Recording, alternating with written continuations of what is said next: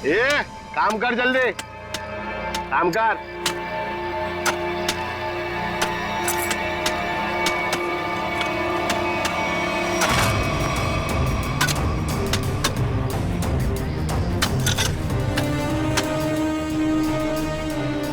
ए, जरा हमेला भर और फेंक किया उधर।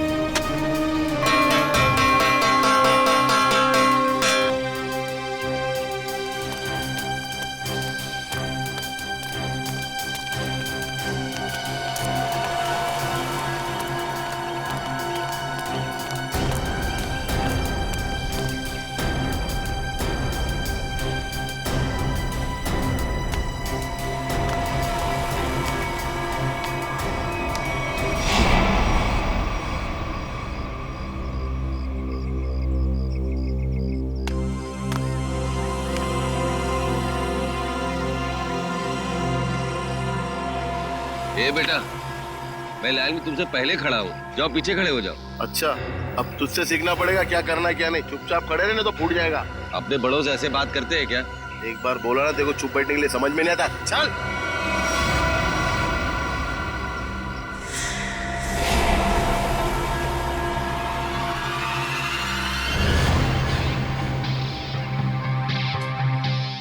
अब ठीक हो ना बाबा?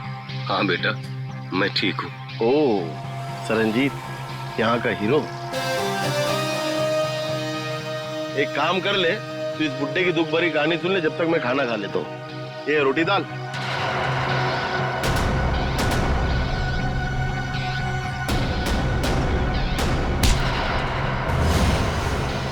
खाना बाद में खाना। ले बाबा से माफी मांग। माफी तो नहीं मांगूंगा।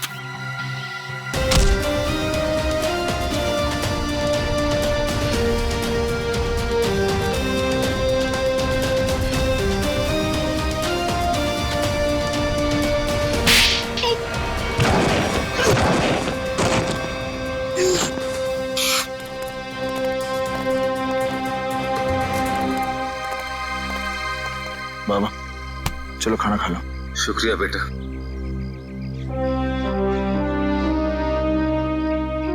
सरनजीत, सीआईडी ऑफिसर्स तुमसे मिलना चाहते हैं।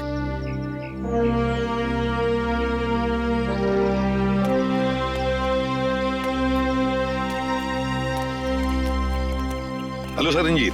Hello sir. आपकी ईमानदारी और अच्छे काम के बहुत चर्चे सुने हमने। आप तो एक सच्चे आईएएस ऑफिसर थे। आप मेरी तारीफ करके मुझे शर्मिंदा मत कीजिए एसीपी साहब। मैं बस अन्याय और अत्याचार बर्दाश्त नहीं कर सकता। ये तो बहुत अच्छी बात है।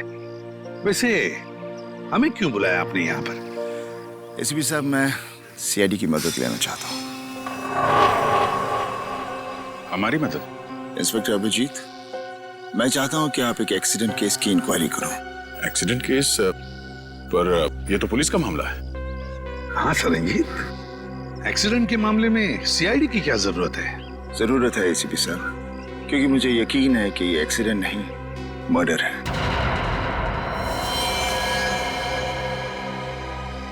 मर्डर? किसका खून हुआ? उसका नाम निरंजन था। मैं उसे बहुत अच्छी तरह से जानता था। मुझे शक है कि किसी ने जानबूझकर उसका मर्डर किया है। मिस्टर सरनजीत, आप हमें पूरी बात अच्छे से बताइए। क्या हुआ क्या था? निरंजन एक सोशल वर्कर था।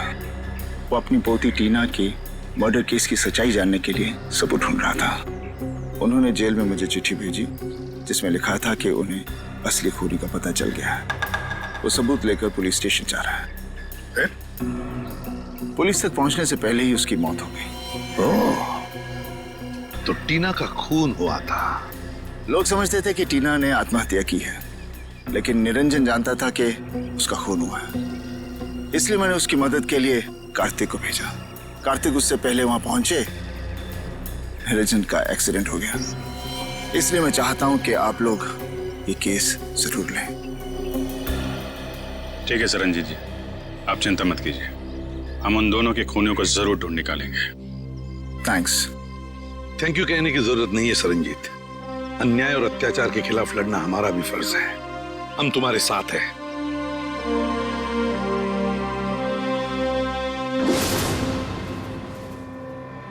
मुझे अपने आप पे इतना गुस्सा आ रहा है।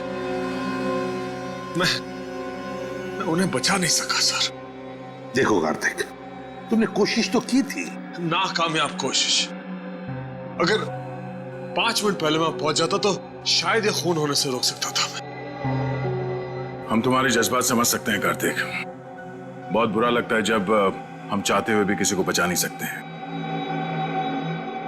लेकिन एक बात बताओ कार्तिक, क्या हुआ क्या था वहां पर? उस दिन मैं पुलिस स्टेशन नहीं जा रहा था। मुझे पता था कि निरंजन जी सारे सबूत लेकर पुलिस स्टेशन जाने वाले हैं, लेकिन इंक्वायरी चल रही है सर। अरे सुनो सुनो सुनो, यहाँ पे क्या हुआ? किसी बुजुर्ग इंसान का एक्सीडेंट हुआ है सर।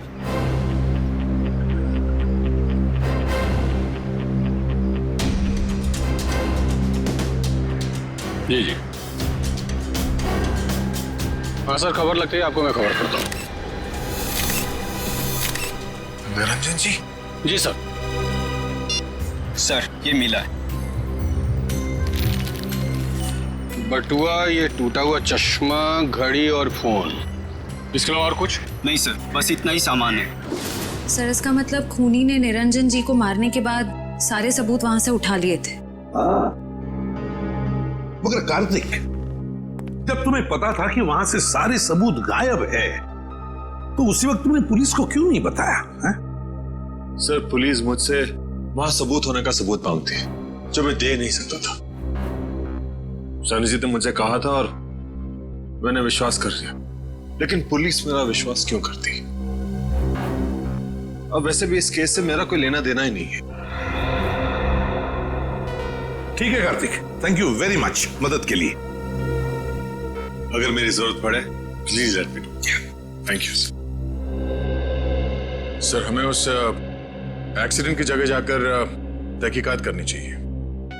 हाँ दया, और इस टीना की मौत की भी तहकीकात करनी पड़ेगी। हाँ सर, निरंजन जी के पास सबूत भी था कि टीना की मौत एक आत्महत्या नहीं बल्कि मर्डर है, और इसी सबूत को मिटाने के लिए निरंजन जी का खून भी कर दिया खूनियों ने।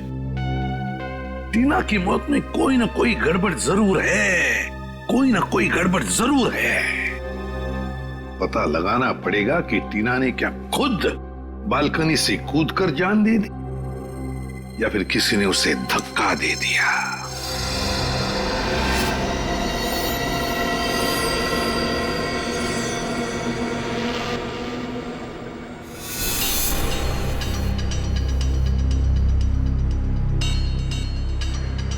दया, टीना जो अपनी घर की बालकनी में से गिरी, वो बिल्कुल यहां आके गिर गई, यहां पर, है ना? एक मिनट दया, तो इस फोटो को देखो, गौर से देखो इस फोटो को। टीना की हथेली पर खून लगा हुआ है, हथेली पर खून लगा हुआ है। मगर दया, जब टीना अपनी बालकनी में से नीचे गिरी तब उसके हाथ खून से दूर थे, दूर। तो फिर टीना की हथेली पर खून आया कैसे? हाँ सर, जमीन पर खूनी हथेली के छाप यहाँ देखिए, हाँ जमीन पर पड़ी है। हाँ सर, ये देखिए, हाथ पे खून लगना तो असंभव है सर। एग्जैक्टली, इसका एक ही मतलब है दया, जो कुछ भी हुआ है टीना के घर में ही हुआ है, टीना के घर में।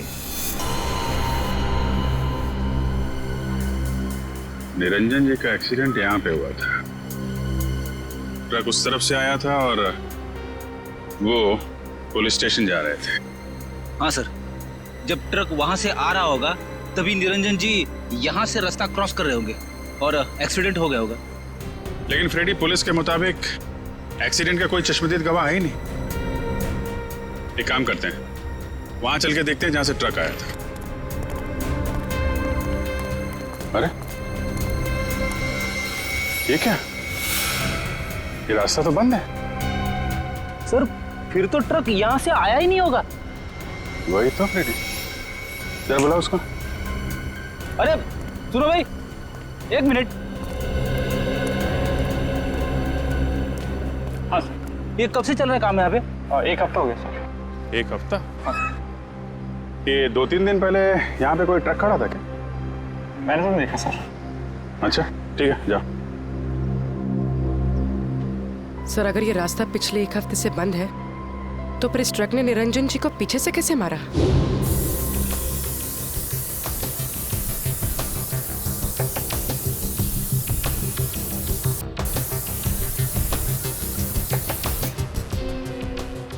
सर, खून का निशान। मैंने कहा था ना दया, जो कुछ भी हुआ यहीं पे हुआ, यहीं पे। क्योंकि ट्रक वहां से आया और शायद यहीं कोने पे खड़ा हो गया। यहाँ खड़ा होकर निरंजन जी का इंतजार करता रहा और जैसे ही निरंजन जी दिखे ट्रक ने उनको उड़ाया और वापस मेन रोड से फरार। लेकिन सर इतने बड़े ट्रक को किसी ने तो देखा होगा। हाँ फ्रेडी, किसी ने तो देखा होगा।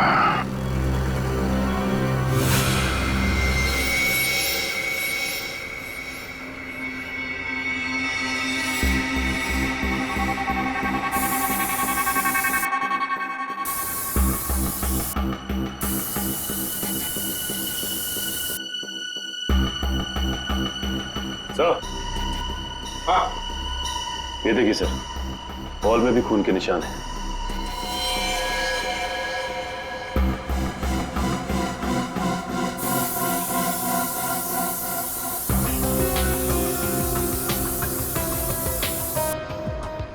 यहाँ पे तो कुछ नहीं है सर। सर, इस तरफ है खून के निशान।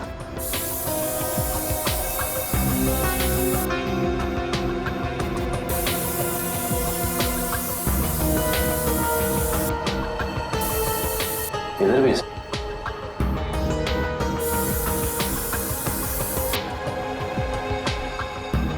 लेकिन सर आगे तो दीवार है। दीवार पर मार के देखो। सर,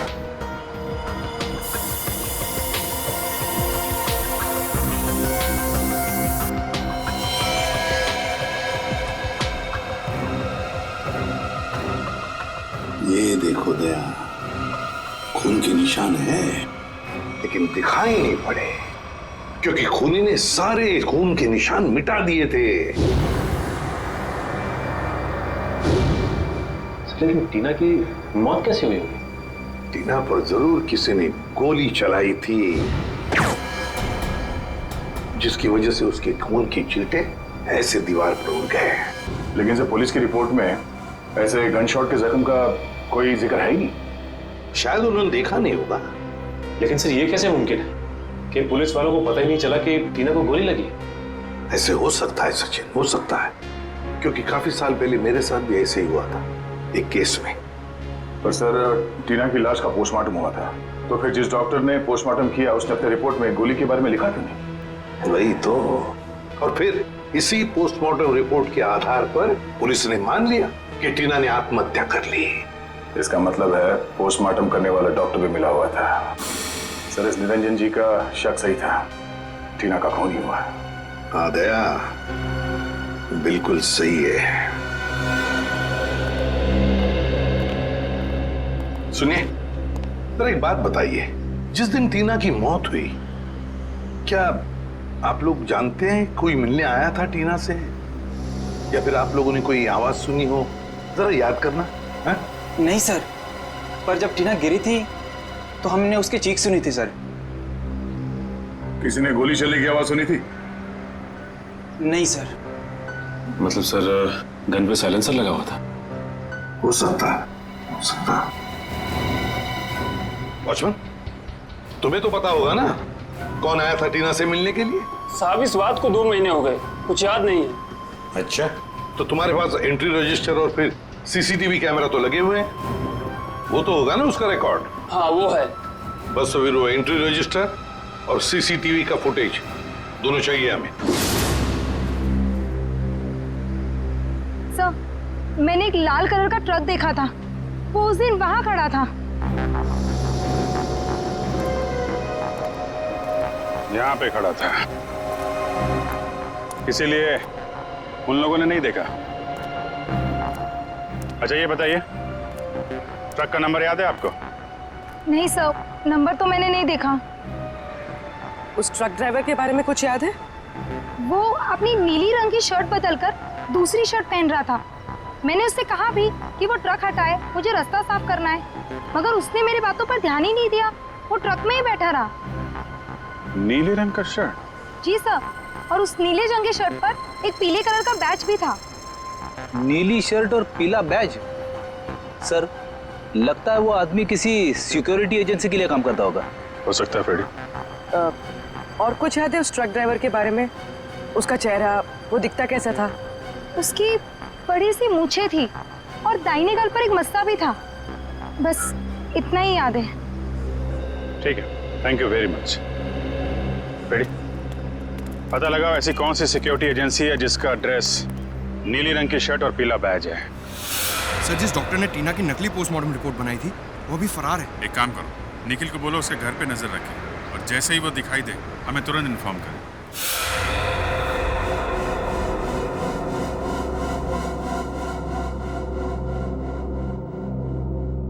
नहीं सर, मैं इसे नहीं जानता।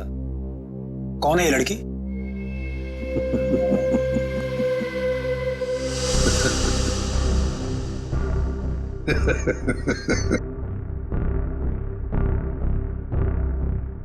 अभी मैं भूल गया था सर। ये लड़की, ये तो टीना है, हमारे ऑफिस में काम करती थी। अच्छा, आखिरी बार टीना से कब मिले थे आप? ये उसकी मौत से शायद 2-3 दिन पहले। कहाँ मिले थे? मैं ऑफिस में मिला था सर। सर वैसे मेरी उससे ज्यादा जान पहचान नहीं थी, हम ऑफिस में ही मिलते थे सिर्फ। अच्छा अच्छा अच्छा, ऑफिस में ही मिलते थे। जी सर। सचिन, चल।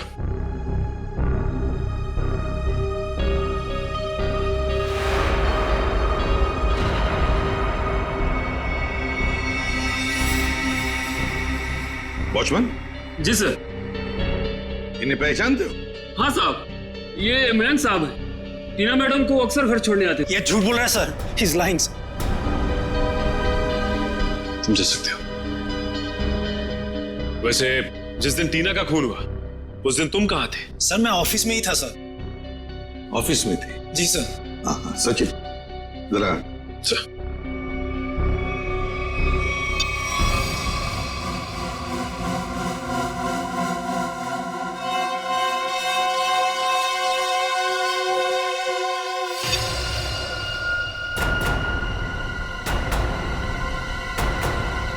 तुम ऑफिस में थे तो फिर ये कौन है?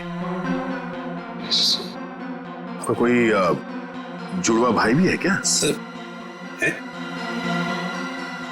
नहीं। सच सच बताओ, टीना के घर गए थे या नहीं? बताओ। हाँ सर। कितने बजे गए थे? ये 12:15-1 के आसपास के। 12:15-1 के आसपास। ये देखो, तुम बिल्डिंग के अंदर 11 बजे गए थे और बिल्डिंग से बाहर निकले 11:15 बजे। हो सकता है सर, मैंने टाइम नहीं देखा था सर। मैं उसकी बिल्डिंग के बाहर गया, मैंने दरवाजा खटखटाया पर किसी ने खोला नहीं, फिर मैं वापस चला आया सर। मैं मतलब 45 मिनट तक तुम टीना के घर का दरवाजा खटखटाते रहे हैं? शक्ल से बेवकूफ लगते हैं हम लोग।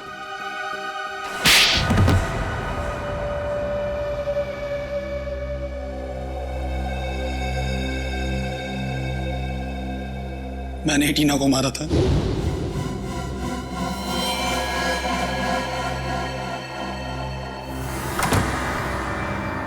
हाय टीना। हाय मैम, आओ अंदर आओ।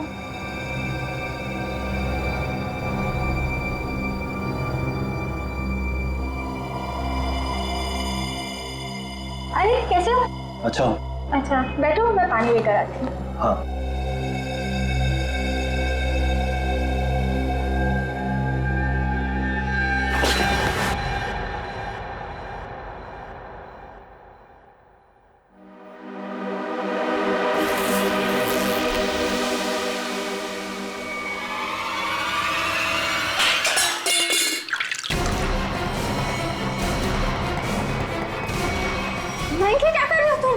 सॉरी टीना। महक तुम पागल हो गए हो क्या महक? प्लीज मुझे छोड़ दो महक। नहीं आई एम सॉरी। नहीं नहीं नहीं महक।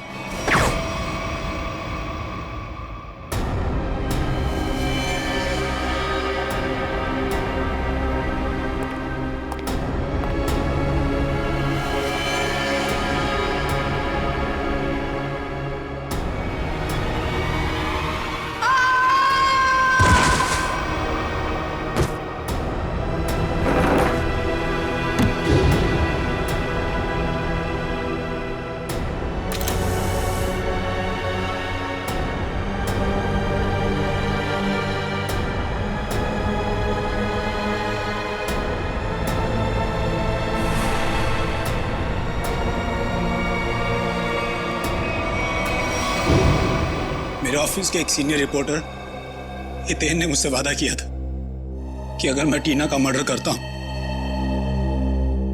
तो वो मुझे प्रमोशन दिलाएगा। सिर्फ प्रमोशन के लिए तुमने एक निर्दोष लड़की की जान ले ली? हा? समझ में नहीं आ रहा तुम कैसे इंसान हो। ले जाओ इसे।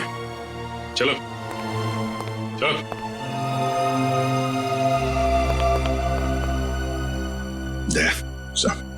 इस सीनियर रिपोर्टर हितेन से मिलना होगा। हितेन सर तो यहाँ नहीं है। तो कहाँ है हितेन? सर पता नहीं, कल उन्होंने अचानक से इस्तीफा दे दिया। इस्तीफा दे दी? आप कौन है? सर मेरा नाम अरविंद है और मैंने आज ही हितेन की जगह ज्वाइन किया है। और आप? मैं नीता हूँ, अरविंद सर की सेक्रेटरी, और इससे पहले हितेन सर की सेक्रेटरी। तो आप ये बता सकती हैं कि हितेन और टीना इनके बीच में कोई झगड़ा वगैरह हुआ था क्या, या कोई अजीब बात घटी थी? हाँ सर, मैंने टीना और मिस्टर हितेन को किसी बात पे बहस करते हुए सुना था। मिस्टर हितेन टीना को कोई प्रोजेक्ट छोड़ने के लिए कह रहे थे। वो उस प्रोजेक्ट में 3 लोगों को एक्सपोज करने वाले थे और टीना बहुत जिद कर रही थी कि वो उन लोगों का पीछा नहीं छोड़ेगी। कौन 3 लोग?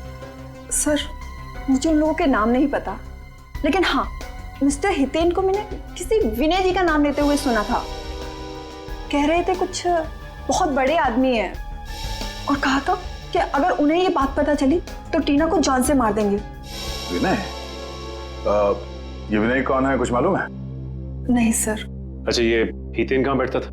सर वो रहा हितेन सर का कैबिन। सर हो सकता है हितेन के कंप्यूटर से कुछ पता चल जाए हमें। नो सर, आपको हितेन के कंप्यूटर से कुछ पता नहीं चलेगा। किसी ने उसकी हार्ड डिस्क को जला दिया है। हार्ड डिस्क जला दी? कहाँ है वो हार्ड डिस्क? सर केबिन में। लिया जी। ये सबूत मिटाने की कोशिश कर रहा है। सर ये नहीं।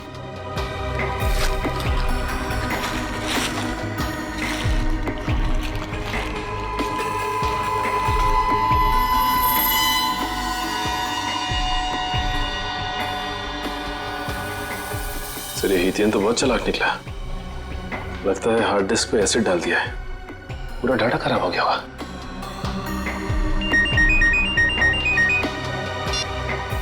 हाँ निकल। क्या डॉक्टर को पता चल गया? हाँ निकल। कहाँ है वो डॉक्टर? सर वो सामने चाय की दुकान पे लाइनिंग, रंगीन शर्ट और गमछा डाले हैं, वो है सर।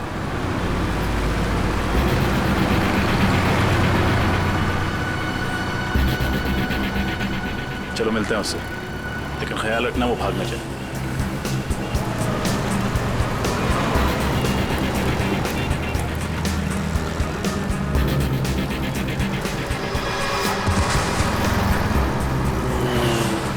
इसे क्या हो गया?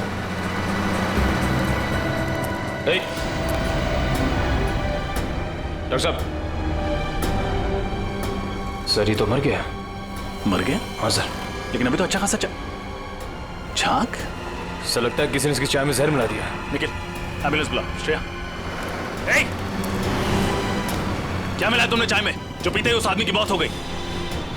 नहीं साहब, मैंने तो ऐसा कुछ भी नहीं किया। कुछ भी नहीं किया तो तुम्हारी दुकान की चाय पीकर उसकी मौत कैसे हो गई?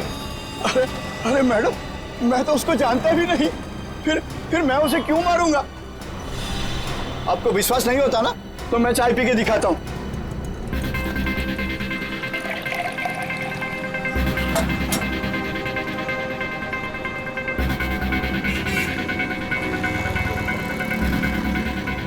ये देखिए मैडम, हुआ क्या मुझे कुछ, और इन सब लोगों ने भी चाय पी है। अगर चाय में जहर होता तो इनको कुछ होता, इनको कुछ हुआ क्या?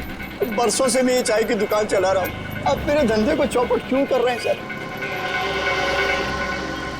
सर बात तो उसकी सही है, बाकी किसी को कुछ भी नहीं हुआ। हाँ श्रेया, लेकिन किसी ने तो उस चाय में जहर मिलाया था। कौन हो सकता है?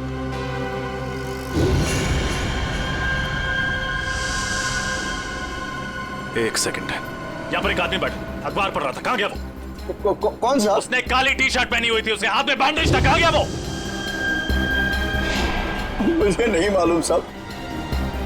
आप लोगों में से किसी ने उसे जाते हुए देखा? हमने तो नहीं देखा। भाग गया। जरूर उसी ने डॉक्टर की चाय में जहर मिलाया था। नाम तो नहीं पता, लेकिन उसकी मूछें हैं और शायद दाहिने गाल पे मसा है। ओह, शायद आप रघु की बात करें। क्या आप रघु को यहाँ बुला सकते हैं? मैम, रघु की ड्यूटी इस वक्त एक दवाई कंपनी में लगी हुई है, वो वहीं होगा। कौन सी कंपनी है? Opec Pharma company sir. Hello, क्या? अच्छा अच्छा अच्छा अच्छा, okay okay, thank you very much. क्या हुआ सर? विनय का पता चल गया है, वो भी उसी जेल में है जिस जेल में सरनजीत है। हम तुमसे टीना के बारे में पूछताछ करने आए। टीना का नाम तो नहीं भूलोगे तुम?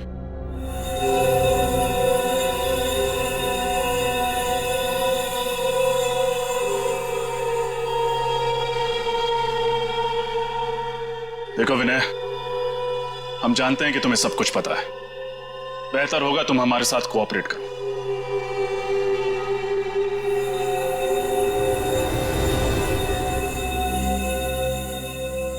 देखा सर, कहा था ना मैंने, ये कुछ नहीं बोलेगा।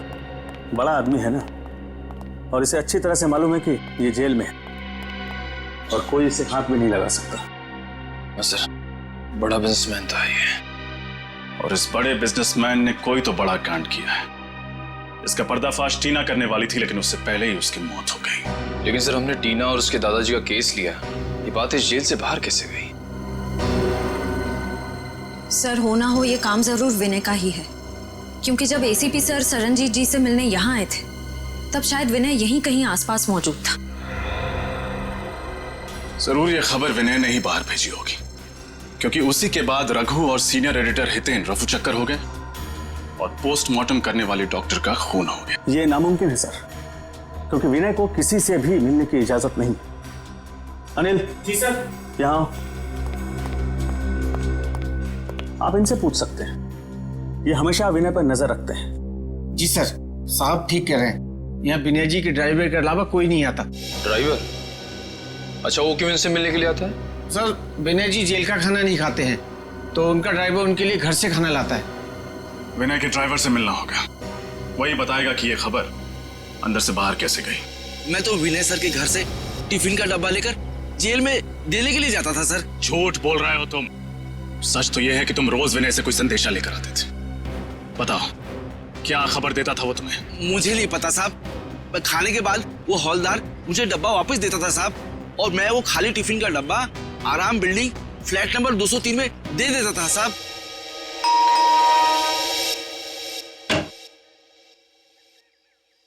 जी, हम सीआईडी से। आपसे मिस्टर विनय के बारे में कुछ पूछताछ करनी है। विनय? कौन विनय?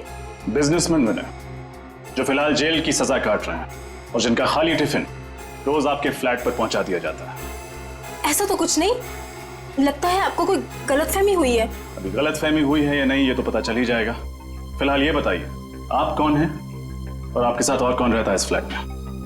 जी, मेरा नाम सिबी है, मैं एक स्टूडेंट हूँ और यहाँ भाड़े पर रहती हूँ, अकेली। सिबी, क्या हम अंदर आ सकते हैं? नहीं नहीं, मैंने कहा ना, मैं अकेली रहती हूँ यहाँ। अकेली? वो पैंट किसकी है?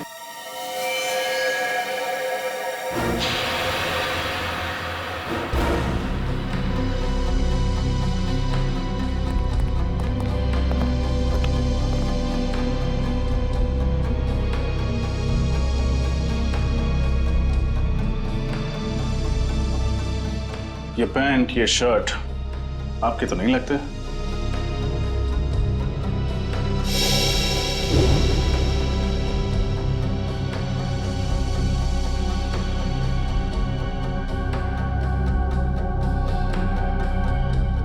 फोटो में ये आदमी कौन है सिबी? मेरा भाई रघु। ओ, तो ये है रघु जिसने निरंजन जी को ट्रक से उड़ाया था। अभी कहाँ मिलेगा ये रघु? मुझे कुछ नहीं पता सर। रघु कभी मुझे कुछ नहीं बताता। अभी भी थोड़ी देर पहले आया था, पता नहीं कहाँ चला गया। श्रेया, निखिल, तलाशी लो घर के।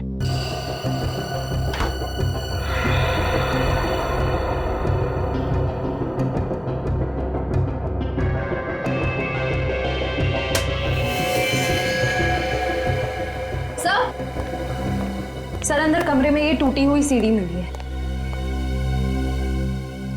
किसने तोड़ी है सीढ़ी? है क्या है सीढ़ी में? मुझे कुछ नहीं पता सर। वो कमरा तो रघु का है, शायद उसे ही कुछ पता होगा। ठीक है, जैसे ही रघु का पता चले हमें खबर करना, और कोई होशियारी मत करना क्योंकि हमारी नजर अब तुम पर है।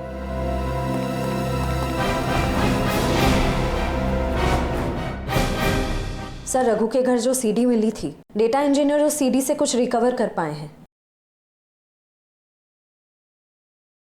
हमें उससे अब खत्म करना होगा। सर, ये तो वो बिजनेसमैन है, विनय। कुछ नहीं कर पाएंगे। और सर, ये तो वो सीनियर रिपोर्टर हितेन है। हमारा सारा बना बनाया प्लान बिगड़ जाएगा। हितेन, मैं तुम्हारे साथ पूरा सहमत हूँ। उसका जिंदा रहना ना हमारे लिए ठीक नहीं है। चिंता मत करो दोस्तों, मेरे पास एक और प्लान है।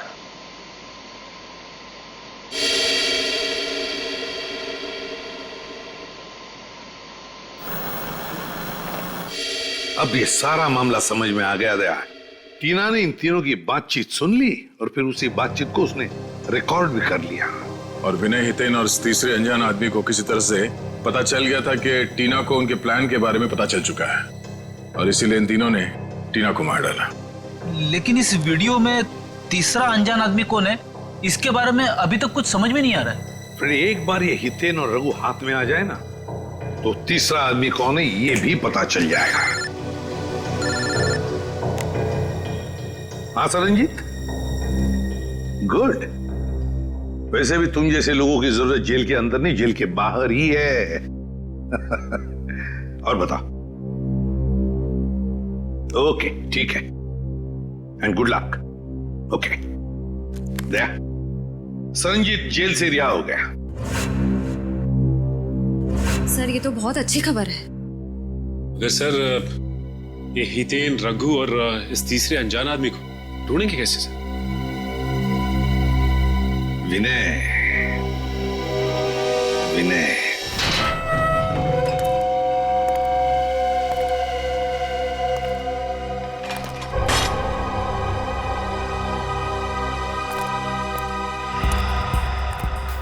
नमस्ते सर। कहाँ चलना सर? गाड़ी स्टार्ट कीजिए, रास्ता मैं बताता हूँ। जी।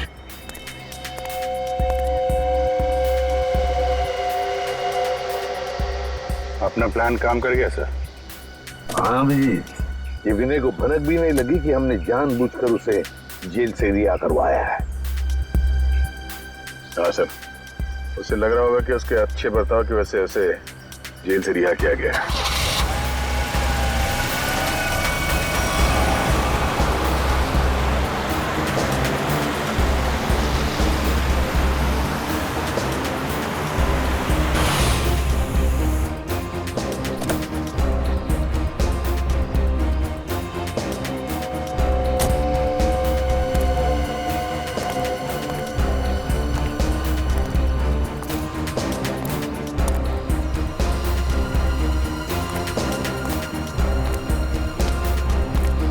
गाड़ी लेके निकल जाओ।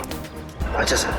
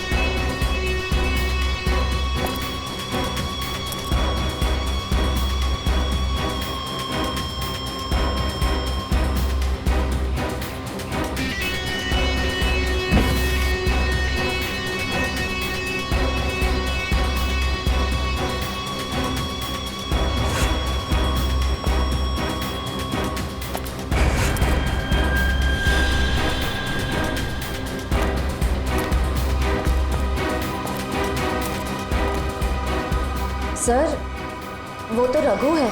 हाँ, अब देखते जाओ, सब एक एक करके आ जाएंगे।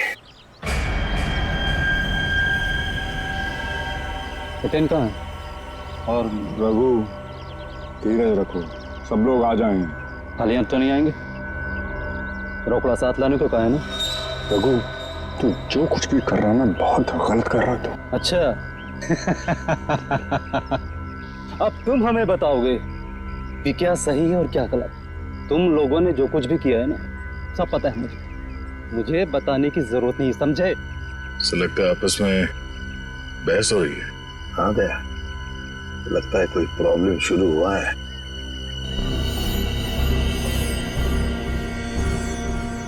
हितेन, तुम भी आ गए? अभी खाली हाथ? मेरी बात याद नहीं तुम लोगों को? रघु, लालच ने तुझे अंधा कर दिया है। नो लेक्चर, ओनली पैसा। पैसा निकालो मेरे, समझे? मैं लेकर नहीं आया हूं पैसे, वो लेकर आ रहा है और मारेगा तुम्हारे मुंह पर सारे पैसे।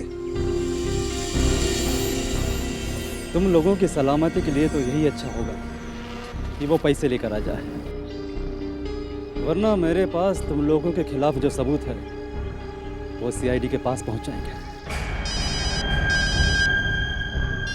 हाँ पूर्वी, क्या खबर पक्की है? ये चक्कर है। ओके, क्या हुआ? सर, ये ओपेक फार्मास्यूटिकल कंपनी के 3 मालिक हैं, विनय, हितेन और तीसरे का नाम तो चौंकाने वाला है। कौन है?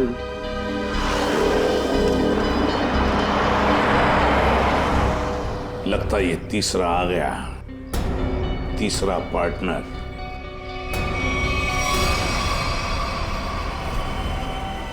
मेरे पैसे दो मुझे और सबूत लेकर जाओ, वरना मैं तुम लोगों को बर्बाद कर दूंगा।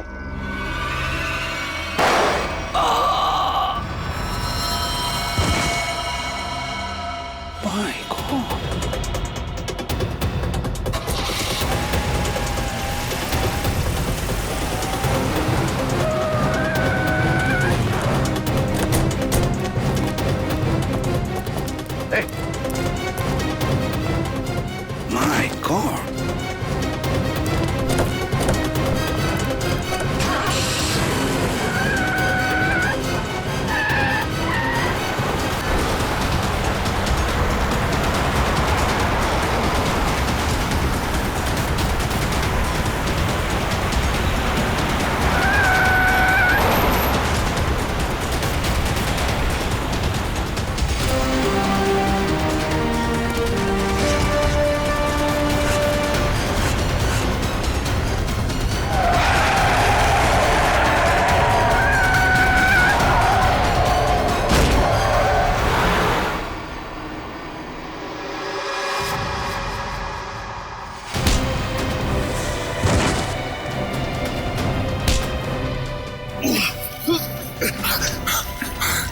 कार्तिक, मैं तुझे अपना दोस्त समझता था।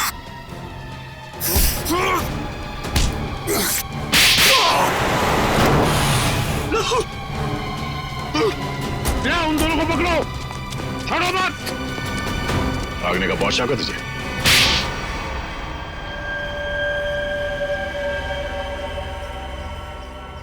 एक दवाई की कंपनी की आड़ में विनय, हितेन और मैं गैर कानूनी काम करते थे और इस बारे में एक गवर्नमेंट ऑफिसर को पता चल गया, इसीलिए हमने उसे खत्म करने का फैसला किया। लेकिन टीना को हमारे इरादों के बारे में पता चल गया, इसीलिए तुमने उसे भी मार डाला? हाँ, हमने उसे समझाने की बहुत कोशिश की और वो हमारी बात सुनने के लिए तैयार ही नहीं थी। बंदी थी, बहुत तेवर दिखाती थी वो लड़की। आत्महत्या का रूप देकर तुम लोगों ने टीना का खून कर दिया, लेकिन टीना के दादाजी निरंजन को तुम लोगों के खिलाफ सबूत मिल गए और इसलिए तुम लोगों ने उन्हें भी मरवा दिया। तुम लोगों ने अपने साथी रघु, उसे भी मार दिया और उस डॉक्टर को भी, जिसने गलत पोस्टमार्टम रिपोर्ट बनाई है। एक झूठ छुपाने के लिए तुमने कितनी जाने ली। जी करता है कि यहीं गाड़ दूं तुम लोगों को। इन तीनों को तो फांसी होगी सरनजीत, तीनों को फांसी ही होगी। ले जाओ इन्हें।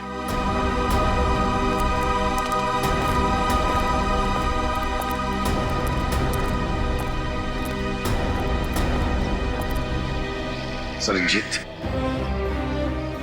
अगर तुम सच्चाई के लिए लड़ाई शुरू नहीं करते, अन्याय के खिलाफ आवाज नहीं उठाते, तो ये नामुमकिन था। हमें तुम पर गर्व है। वाकई तुम हो सिंह साहब द ग्रेट।